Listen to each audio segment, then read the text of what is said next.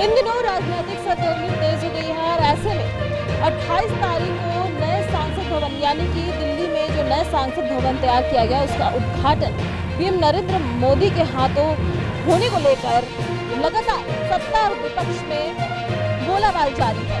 लगातार एक दूसरे का निशाना साधा जा रहा है। तो चलिए देखते हैं कि आखिर विपक्ष और सत्ता पक्ष का क्या कुछ कहना है इस रिपोर्ट में। स्वाभाविक तौर पर देखिए, संसद लोकतंत्र का मंदिर होता है। संसद दलितों का, गरीबों का, वंचितों का आवाज होता है। लेकिन जिस प्रकार एक व्यक्ति का महिमा मंडप करने के लिए पूरी सिस्टम को धराशायी कर दिया गया है, पूरी लोकतंत्र को खत्म कर दिया गया है, तो यह कहीं न कहीं इस बात को दर्शाता है कि भारतीय जनता पार्टी सिर्फ दलित और आदिवासी को वोट बैंक के रूप में इस्तेमाल करने का काम करती है। एक आदिवासी महिला महामहिम के पद पे पहुंची है, लेकिन संसद के उद्घाटन समारोह में महामहिम को भी आमंत्रित नहीं करना, यह कहीं न कहीं इस बात को दर्शाता है कि भारतीय जनता पार्टी की नीयत और नीति कितनी खराब है। क्योंकि प्रधानमंत्री विधायिका के प्रमुख नहीं होते, प्रधानमंत्री कार्यपालिका के प्रमुख होते हैं। तो एक व्यक्ति को सिर्फ महिमा मंडित करना है, कैसे उसे एक इवेंट के माध्यम से विश्व गुरु के रूप में दिखाना है। तो इस कारण पूरी भारतीय जनता पार्टी का कुनबा लगी हुई है और लोकतंत्र को तहस नहस करके रख देना है, देश के संविधान को तहस नहस करके रख देना है।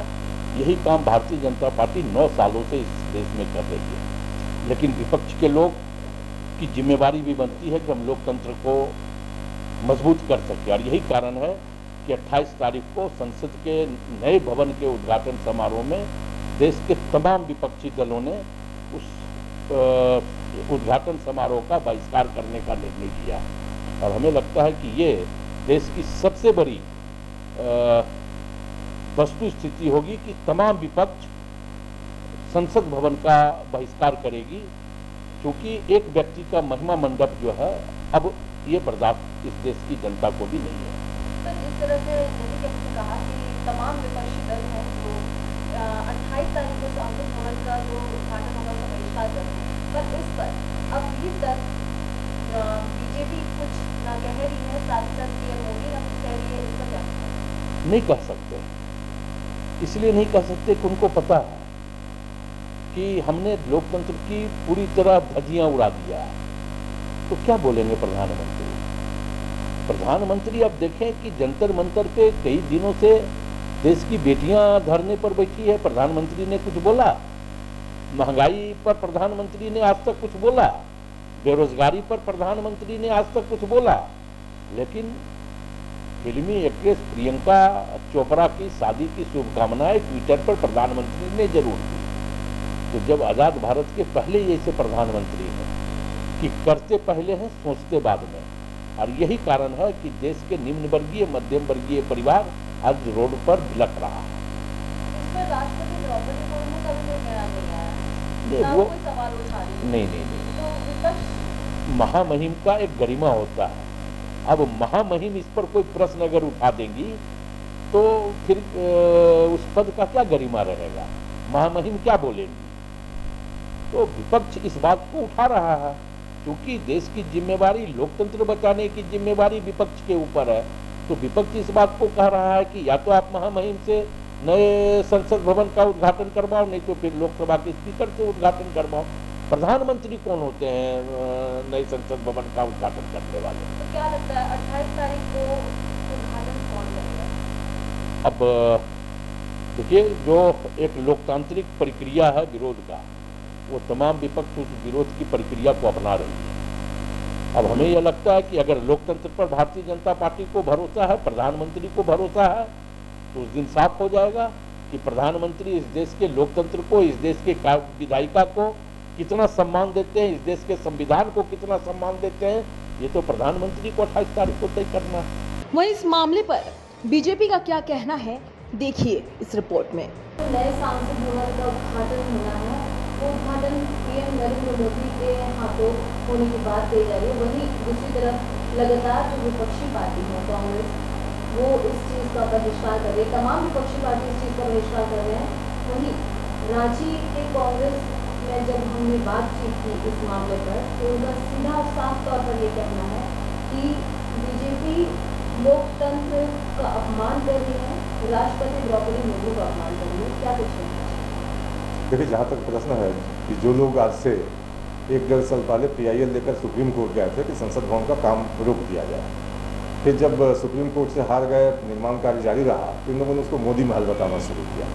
तो जब वो मोदी महल ही है तो फिर प्रधानमंत्री अगर उद्घाटन कर रहे हैं तो उसमें आपत्ति किस बात की है?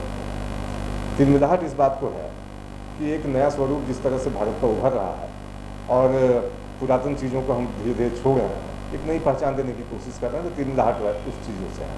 और जहाँ तक प्रश्न है कि आदिवासी अस्मिता से इसको जोड़ कर देखना कि राष्ट्रपति द्रौपदी मुर्मू को नहीं बुलाया जा रहा है, मैं समझता हूँ कि आदिवासी समाज को जितना सम्मान भारतीय जनता पार्टी की सरकारों ने दिया है, एक तो कांग्रेस ने शासनकाल, अपने पूरे शासनकाल में कभी किसी आदिवासी को राष्ट्रपति के लायक नहीं समझा।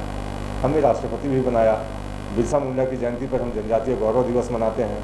उसके अलावे जब अटल जी की सरकार थी तो जनजातीय मंत्रालय भी गठन किया गया। तो ये हमें सीख न दें कि हम किस तरह से किसी का गौरव कर रहे हैं या किसी का अपमान कर रहे हैं।